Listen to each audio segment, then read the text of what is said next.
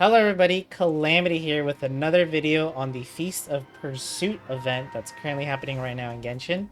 Today's video is going to cover the Those Who Devour Elements fight, that's the second one in this list. And let's talk about the buffs you're going to get this time around. It's called Pursuit Providence. After characters use their elemental skill 8 times, the damage that is dealt by your character's normal and elemental skills will be increased by 75%. If the character is in Night Soul's Blessing, i.e. they're a Natlan character, you're going to get an additional 50%. I really hate this buff because it's very niche right now. The only character that can take advantage of this is probably Mualani and maybe Kinich because of the Night Soul Blessing. But yeah, it's very favored for Natlan characters. Obviously, it's not impossible, but they have a much easier time than I did, at least, having to do this without any of those characters. So I did this with Arlecchino, as you'll see when I showcase the run. But just to quickly note, you don't have to worry about this Nemesis empowerment thing. This is only for the lower difficulties. We can totally ignore this here. Before we start the fight, let me just showcase the team that we're using. So I brought my strongest DPS because we have to do a lot of damage in a short amount of time. And normally when I say that, that sounds like a Navia thing, but I feel like Navia's cooldowns were just too much for me to actually kill the boss in time. So I'm using Arlecchino, backed up with Yelan for more single target damage, as well as to vaporize. It was really strong. And then this might surprise some of you, we're using Kachina and Shillanen. Now the reason we're using Kachina is to just help with filling this bar here that you see at the below the boss's health. There's this bar that we have to fill up, and using Natlan characters helps fill it up a bit faster. You don't have to use them, but it certainly makes it a lot easier. You'll see here in just a sec. So let's go ahead and just start. I start off just by spamming Kachina's burst and Shillanen's burst. You just want to spam their skills, spam their burst when you have it, and then once Kachina has her skill up, we want to spam those bounces on her top. Once everyone's on cooldown, then I swap to Yelan and just start having her do some extra attacks. Because you can see she is contributing at the top there pretty nicely, but not as much as Kachina or Shillanen. And then once the boss is about to have that gauge filled, you want to make sure you set up all your debuffs, your buffs, your sub DPS's burst needs to be ready. Arlecchino, we want the stronger version of her skill ready, so I do exactly just that. I have everything set up. Once the bar is filled, I unleash everything. Use Yelan's burst, activate Arlecchino's skill, and just go ham. We have Shillanen's debuff at the... We can notice it's active at the bottom there. And then we have just enough DPS to make sure it doesn't regenerate that bar again. Because if it does, that's basically a reset, and you might as well just start over at that point, because it takes way too much time to fill it. At least with my team, I'm not sure how easy it is to do with other teams like with Mualani or Kinich, but I'm sure they have a much easier time. And that's for the first half of this fight complete.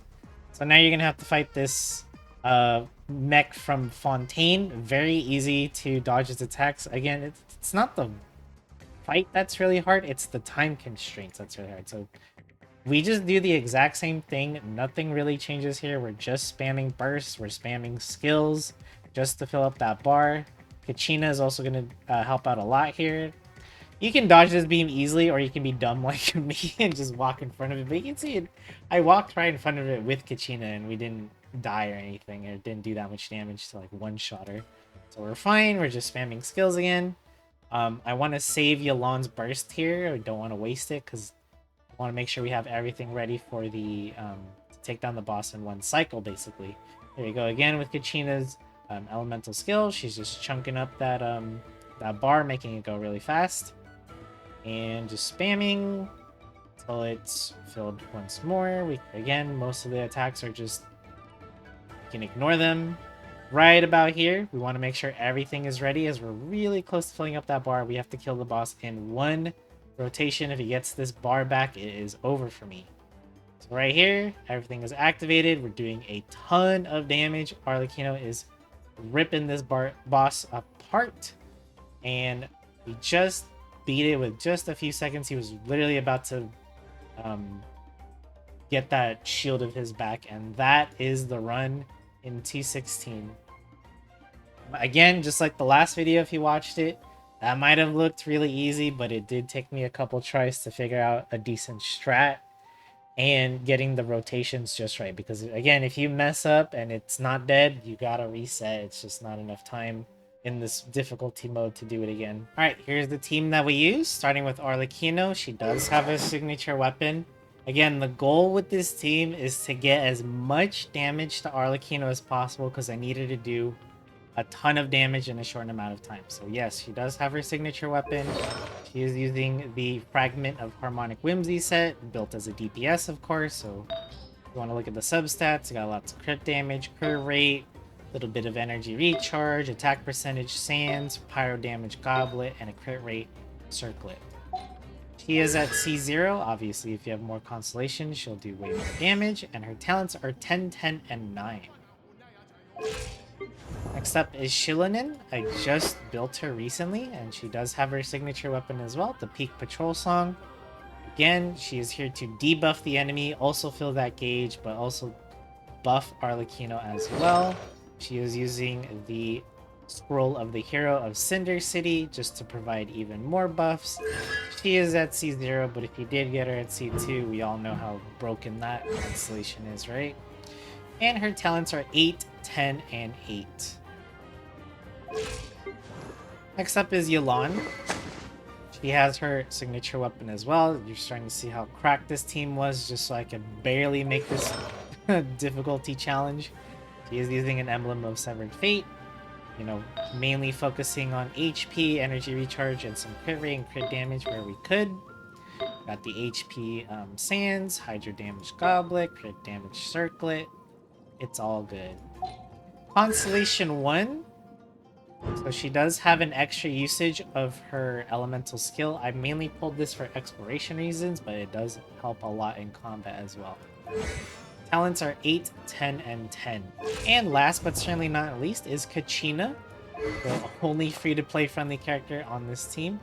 She is using the Footprint of the Rainbow. Honestly, if I wanted to make this team a little bit more optimal, I should have given her a Favonius Lance so she can give more energy to the team.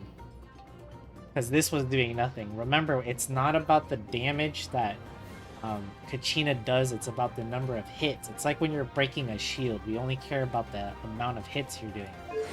But anyways, she's also using the Scroll of the Hero of Cinder City. My Kachina is at C0, and her talents are 1, 8, and 8. And that's the team I used to defeat those who devour elements. Don't forget to leave a like and subscribe if you like this kind of content. I'll be making more in the future. Thanks for watching, and I'll see you in the next video.